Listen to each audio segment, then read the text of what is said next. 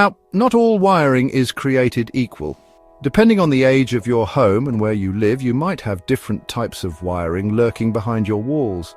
Older homes might have knob and tube wiring, which can be a fire hazard and should be looked at by a pro.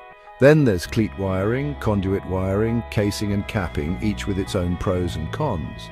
Conduit wiring, where the wires are protected inside metal or plastic tubing, is generally considered safer and more durable. Remember, if you're ever unsure about the type of wiring in your home, don't hesitate to call an electrician. It's always better to be safe than sorry. Think of circuits like the highways of your electrical system, directing power where it needs to go. You've got lighting circuits for your lights, power circuits for outlets and appliances, and dedicated circuits for heavy-duty appliances like your fridge or washing machine. Dedicated circuits are important because they prevent overload. You don't want your microwave competing with your hairdryer on the same circuit. And speaking of safety, GFCI outlets are a must-have in wet areas like kitchens and bathrooms.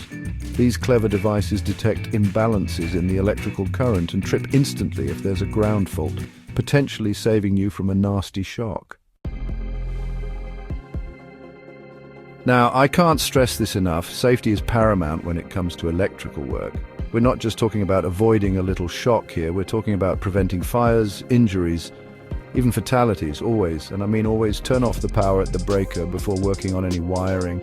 Double check with a voltage tester to make sure the power is truly off. And never ever work on electrical systems when things are wet.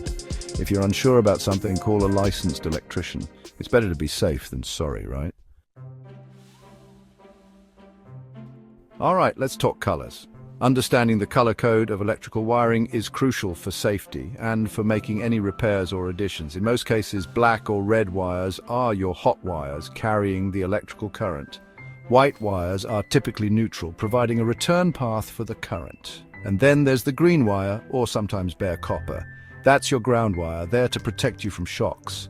Remember, these colors can vary depending on your location and the age of your wiring, so always double check with local codes or a qualified electrician.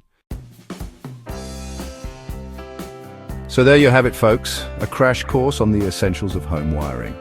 Remember, this is just the tip of the iceberg. Electrical systems are complex, and it's always best to call in a qualified electrician for any major work.